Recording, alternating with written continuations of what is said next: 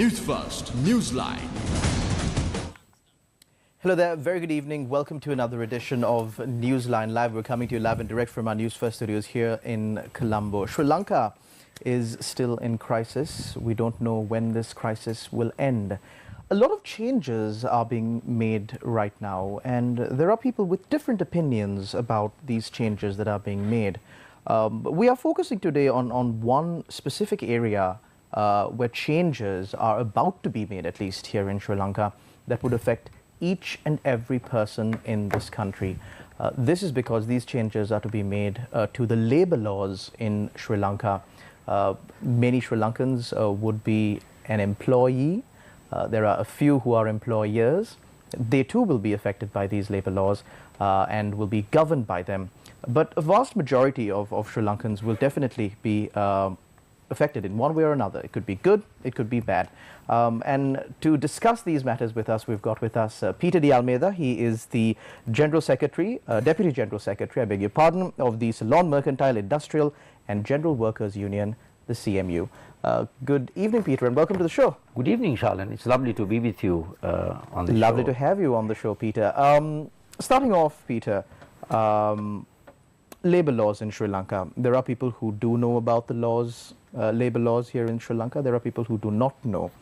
In general, they are laws that have been put in place to bring about some balance due to the disparity in power between the employer and the employee. Now, as the Deputy General Secretary of the CMU, do you think that labor laws in Sri Lanka should be changed at all? Largely, I would say, to answer the question more generally, no, because it should be strengthened in that sense, change to strengthen the law, not to weaken it. So if you are saying change to strengthen the law, yes, for sure. But to your question, because your audience, you say, don't understand, you see, let me quickly, today I had a very interesting chat with a lawyer called Mr. Shah Mohammed, who is a friend of our union, and he's done a lot of great work for working people and their rights and so on. He made a very interesting point. He said, you see, labor laws are very unique. They are part of contract. It's a contract. You're a lawyer, you know this. But you see, what happened was, in the early days, employer had a contract with the employee because labor was a commodity. So like contract covers goods and services. Yeah. So it was like that. But there was a power imbalance. The employer had the power when a worker comes to join the company. So he can offer him whatever term he wants. And that fellow, because needs a job badly, he would accept the offer. And it can have varied terms, generally exploitative terms. So as we progressed with the ILO and all of that, and workers fighting for rights, it became clear that to avoid that kind of a imbalanced, extremely unfair contracts for workers, they brought statutory laws. That is the essence of labor law. So statutory laws are brought in to prevent that kind of power imbalance where contracts are then made to keep the employer in a more advantageous position. Now, what this law tries to do, the changes they are proposing, do just the opposite. They want to now make labor a commodity with no protection. Just go to the market, remove the statutory protections, and put the workers at the mercy of an employer when they are joining an employment. So that's the fundamental principle. This goes against the grain of what the ILO and all that over the years we have built. So to your point, the key laws that protect, one is the termination of employment of workers. Now there is an act. Now that is what people can hire and fire. No? How can you plan your family and then you understand, I don't have to explain that. Then maternity benefits, women's rights, maternity, women, that's a huge section protected by the laws today, maternity benefits. And night work for women. Now today, if you work till 11 o'clock in the night, they'll give you 500 rupees and say you take a tuk-tuk and go home. Can they step onto the road at 10 o'clock, at 9 o'clock at night? More to that, Peter, I don't think you get a 500 rupee tuk home. Good point. Good point. That's also true. They'll give them 500, you have to fork out another $1,000 of your own. I mean, these have evolved as society has developed from slavery These have evolved so that workers and women and others enjoy some protection. These are removed. Working hours, how did this 8-hour working day come? I think Bala Tampo was talking about it. You divide the 24 hours a day into 3. 8 hours for work, 8 hours for sleep, 8 hours for leisure with your family and others, and you are other workmen, you have to do other things, no? So that's how it came about. Now they are trying to change that. So these are, 8-hour day was fought with blood spilled in the famous May Day, Haymarket massacre. The May Day comes from that, where people fought for it. The police opened fire and people died. So people have given up their lives to protect this. And now this government, which has no legitimacy, I must point out, to make any changes. It's a government that lacks legitimacy, maybe legal, to come and make drastic changes affecting the lives of millions of workers. So that has to be completely resisted. But Peter, now, like I said at the beginning of the program, we're in the midst of a crisis. So everything that we discuss right now should be taken in that context. Absolutely. Under normal conditions, if Sri Lanka wasn't a bankrupt nation, if we didn't make the mistakes in the past that we did when we elected our leaders, when we put people who are not suitable to be in those positions into those positions, if we made those right decisions, if it was a time like that, then this discussion would have been quite different. But in the midst of this crisis, the biggest argument that is being propounded for change, at least, is the fact that Sri Lanka's labor laws do not promote investment. And given the situation that Sri Lanka is in right now, we need investment. Yes. Great question, Charles, and I knew you would bring this up. Now, let's take that head on. To pull ourselves out of this crisis today, with the $80 billion debt, what do we need? We need high quality investment, massive investment, not these fly-by-night investors who come, who will expect you to provide cheap, subservient labor. That's not the kind of investment you need. You need top quality investment. Now, very interestingly, what is stopping our investment? Now that you spoke about the government and all that, the main thing, one of the key things that's stopping it, that quality, that kind of investment, is corruption. You know what happened with Taisei? Now, Taisei is a global company, Japanese company. They came and they told the government that one of the ministers asked for a bribe. What did the government do? Had an inquiry under this president. Inquiry and said no. In fact, they called out, they told the Japanese ambassador, because the ambassador made the allegation, and the Japanese government by the extension said, you are a liar. Now, the Japanese are waiting to give their return when these guys go to negotiate the debt with Japan. But you see, still massive scale corruption. That's one. Secondly, let's talk specifically about this investment. Now, there was a famous study done by Ricardo Hausmann of Harvard University Center for International Development, CID. This was commissioned, this was during the time when the current president, Ranil Wickremesinghe, was the prime minister. So it was one of their joint initiatives. Now, specifically he talks about this. He spoke about what's ailing Sri Lanka. Two things, lack of foreign direct investment and the diversification of our export basket of goods. Steel, tea, rubber, coconut, our labor and all of that. From 50 years ago. 50 years ago. Vietnam, on the other hand, has gone ahead because they diversified and so on. I may not agree with everything, but anyway, those are the two recommendations made by him. These are not Marxist. These are capitalist economists. So he specifically talks about this. And he says, in the terms of attracting investment, they found, and I am quoting, labor regulations are strict in Sri Lanka, but they are not a binding constraint. This is his report. And he goes on to say, this finding differs from a common view of observers of Sri Lankan economy. You see, it's very clear. He says there may be some regulation that could be changed to improve productivity on the margin, but Sri Lanka's traditional exporting industries would find it more difficult to attract workers if labor regulations were scaled back. There you have it, straight from Hausmann. He goes on to say, this is very interesting. There is no strong evidence suggesting that labor regulations are binding for new export industries either. Sri Lanka's labor standards, strong labor standards are an often mentioned draw for investors whose brands whose customers value ethically sourced products. So that gives the lie. In fact, the minister, when he came to the first meeting, I was there, he said this. He said, you know, investors won't come because we can hire but we can't fire. We can open companies but we can't close them. That's not what he's saying. And you know, the shameful thing is the Employees Federation of Sri Lanka, who's supposed to be, you know, they are supposed to be on the side of employees, but you expect them to be more, you know, developed in their views about labor. They came and spoke at that meeting. And you know, the first amendment they suggested, Charlene, was the change to the Termination of Employment of Workers Act. To bring in a hire and fire policy. Absolutely.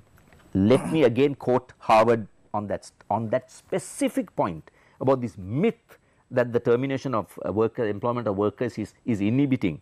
Here's what the study says, and I'm quoting. The most commonly cited regulatory constraint on labor is the Termination of Employment of Workmen Act, TEWA, which dates back to 1971. The fact that this policy was in place all through Sri Lanka's last wave of structural transformation suggests that it was not binding in the past. Likewise, the source of government industry, which is high labor intensive, is strong evidence that labor regulations are not a binding constraint to export diversification and FDI, specifically export diversification and FDI. So you see, they talk about the Termination of Workers of Employment Act, and I said this is not the kind of investment you need. It's like the analogy I take is tourism. I mean, I am quite happy for cheap, low spending tourists to come. We don't support the fact that only high spenders should come. Anybody should come to Sri Lanka, but that won't get us the numbers we need. So the tourist industry, all the hoteliers and all, they plan to bring high spenders, like what Maldives is doing. You don't sell this as a cheap destination. Why don't they do that? Why don't they say, Sri Lanka, come and cheapest destination, you get dirty hotels for cheap, you know, and no standards. You know, we don't have any standards for our hotels. You can have a toilet in the middle of the room, you can have dirty drains, you can have ugly kitchens. Surely, man, that's the analogy. So, we don't say that. So, you need a high spender.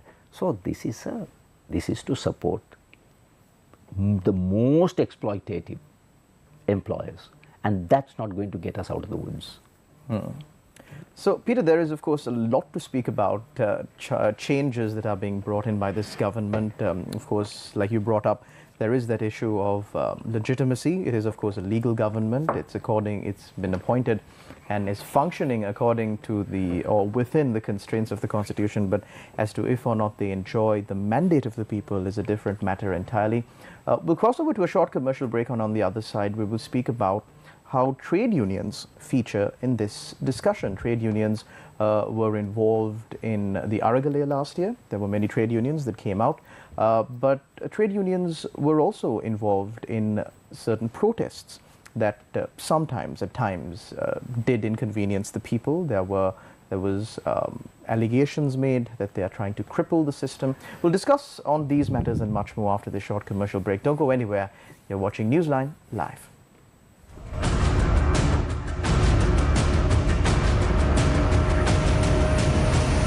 News First, Newsline.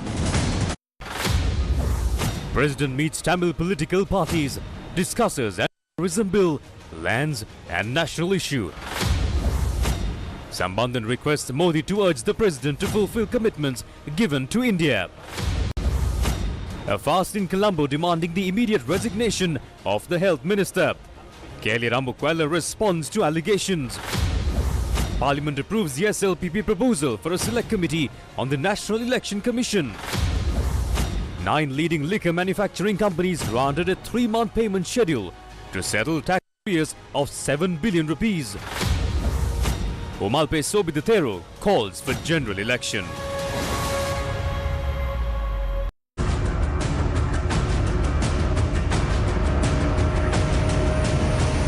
News First, Newsline. Welcome back to Newsline. We're in discussion with Peter de Almeida, the Deputy General Secretary of the CMU. Peter, we were discussing about changes that are being proposed to the labor laws here in Sri Lanka. You said that labor laws, if at all, should be strengthened on the perspective of protecting the employees rather than weakened in that front.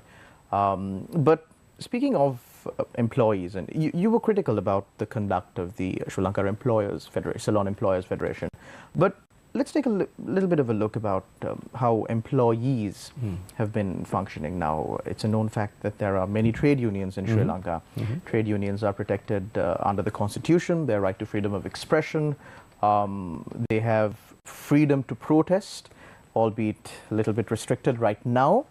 And when these trade unions exercise their freedoms to win over whatever rights that they feel that they should have, there is the point where sometimes the general public are inconvenienced, and it's not uncommon to see people, even on television, blaming trade unions, scolding trade unions, saying, you know, these trade unions are the reason why Sri Lanka is in this position. So another argument that's been brought, at least in favor of these labor law reforms, is the fact that with these trade unions, when investors see these trade unions, they don't feel like coming and investing in Sri Lanka and working in such an environment. Not true at all. Not true at all. The more enlightened companies have extremely advanced employee relations. That's not true. This is primitive notion. It's a very primitive notion. Now we go for negotiations, and there are some companies with whom we provide the data, and we have meaningful negotiations. I mean, we analyze their balance sheet and say, look, I mean, here is where you are. Now, isn't it a fair share of that profit should be shared with our employees? So we have enlightened conversations. But there are also the backward companies, you know, that want to stick to the bare minimum. Now, talking about inconveniencing, let's talk about the workers today, Charlene, for a minute so that your viewers understand the situation. Now, today, because of massive inflation of 70%, the worker's salary, real wage. So if you get a nominal wage, a rupee wage of 20,000, do you know that it's worth only 6,000 today? That's how their real wage has been decimated. Secondly, the cost of living is staggering. Now, they say inflation has come down. Inflation is not the cost of living. Inflation is the speed at which the prices are rising. It's still rising at 45%. You should have single-digit inflation. When you are double-digit, you are in trouble, like in UK today. So, point number 2, cost of living, they just can't make it. Point number 3, their retirement fund is now got hammered because of the debt restructuring. It's worth exactly half that 3.4 trillion. Verity has done some study. Today, it's worth 1.6 trillion. So, their retirement benefit, which they are supposed to maintain a living standard, has dropped. You know, there are companies today where a woman who works 40 hours overtime comes to work every day, because if she doesn't, she gets the attendance bonus. 2 days she can stay away. If the child fall ill, if she doesn't come, she doesn't get the attendance bonus. If you don't get the attendance bonus, you don't get your productivity bonus. You know, today, after 19 years of work in a large company, she's still short of 9,620 rupees to meet her basic needs. So what is the role of the Minister of Labour? Talking about inconveniencing, look at the standard of our living, the wages of our people. So what is the role of the Labour Department? The immediate thing he must do, if he's any consciousness of its worth his position, Minister of Labour, he's not Minister of Investment. Labour is to ensure that there's a minimum living wage of at least 50,000. Now there's a study that has said 84,000 for a family of 4. At today it's 14,000, 16,000. I mean, that's his first priority. You were talking a little bit about health. Look at our health. Our health system is collapsing. There is a person I know, she goes to the hospital, Maharagama. She says, we can't give you the injection, buy it from outside, 80,000. This is what our working people face. See, this context that these obnoxious laws are being brought so that they can continue to exploit. Is this the kind of modern society they talk about? You know, we want a technologically advanced society. By 2048. This is what technologically advanced society looks like. That people are in absolute starvation.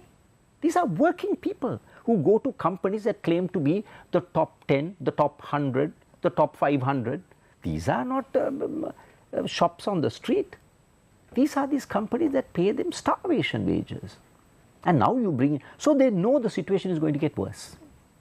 When you say they, you mean the government? The government knows the situation is going to get worse, so they need a workforce that's subservient, that can be controlled.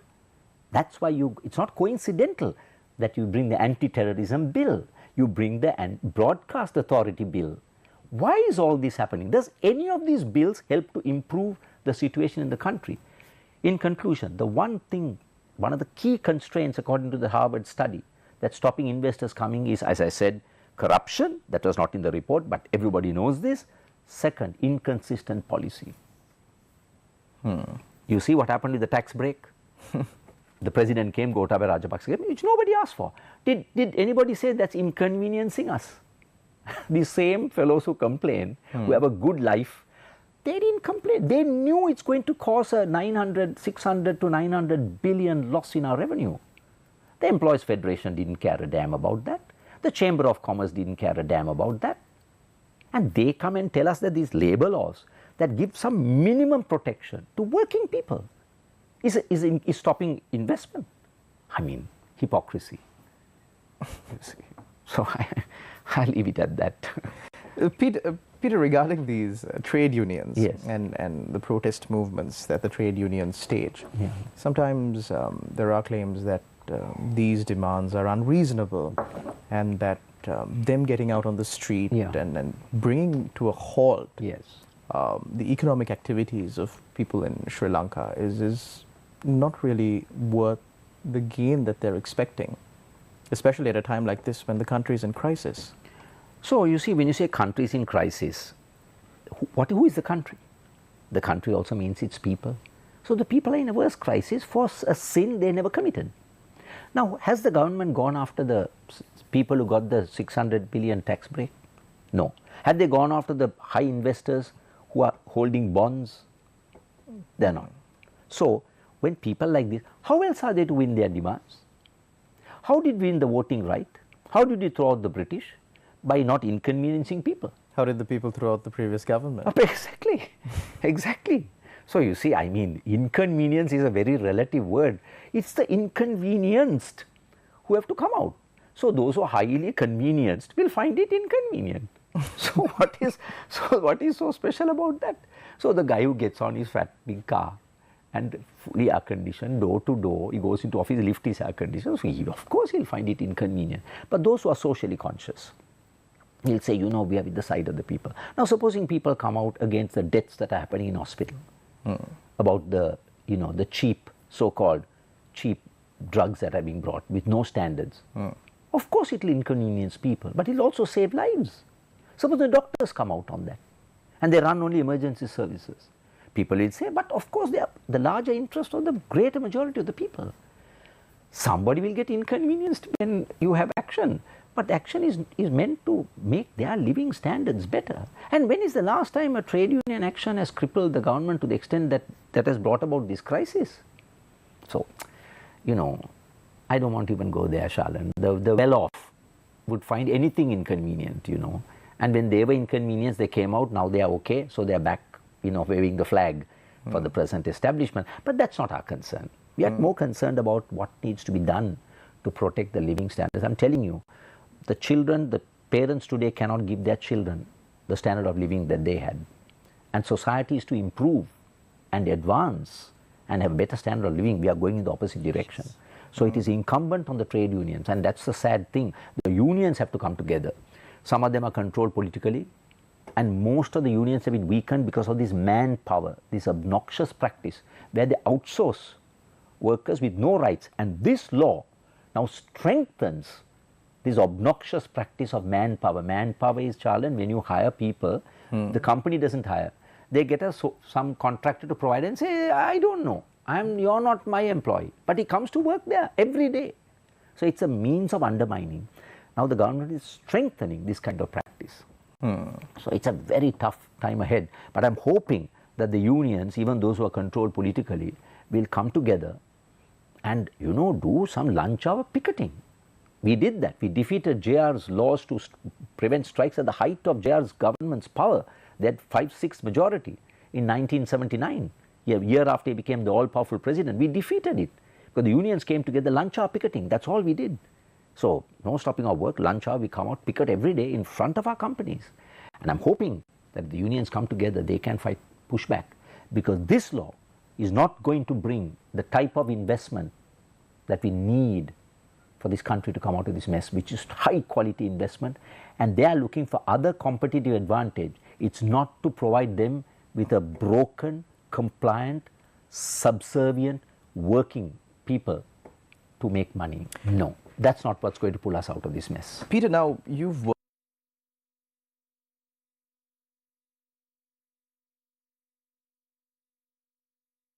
with your employees on these matters.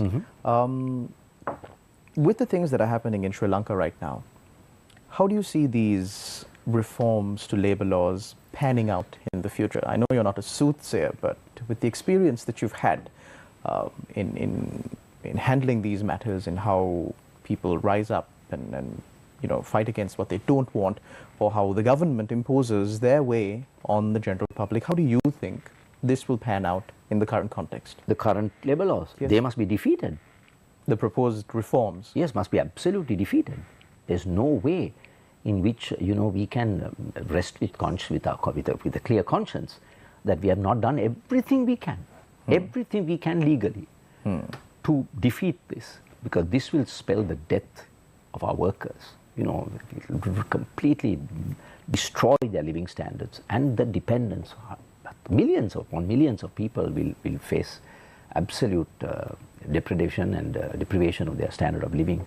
So it has to be defeated. But Peter, since the height of I just mentioned, you spoke about our companies. Now, how did we run our companies? Now, how did the IT companies are they hiding behind labor laws to hire people?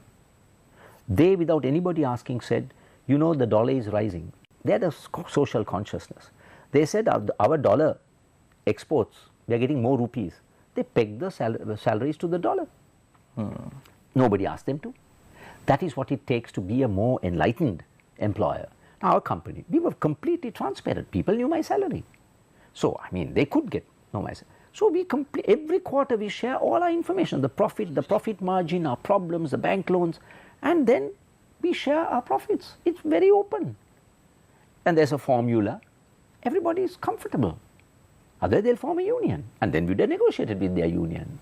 And they had every right to form a union. That is more enlightened, you know, way of engaging with your employees. But that's not this. So I'm saying that's the kind of change we need, you know, where employees and employees come together and they understand what are the, you know, our competitive positioning and work towards that. Not to make money by cutting the wages of your own workers, your so-called stakeholders, that they talk about proudly in the annual reports, you know. Thank you very much, Peter de Almeida, Deputy General Secretary of the CMU, for joining us on our program and sharing these very insightful thoughts, of course, a little bit away from common parlance or common understandings of these things, because people usually say we need change. For sure. Then as to if this is the kind of change we need is a entirely different question. Thank you very much again, Peter, for joining us on our program. Thank you very much to all our viewers out there for tuning in to another episode of Newsline. We will continue to bring you the latest details from things that will affect your lives during this crisis here in Sri Lanka. Until we meet again, take care and God bless.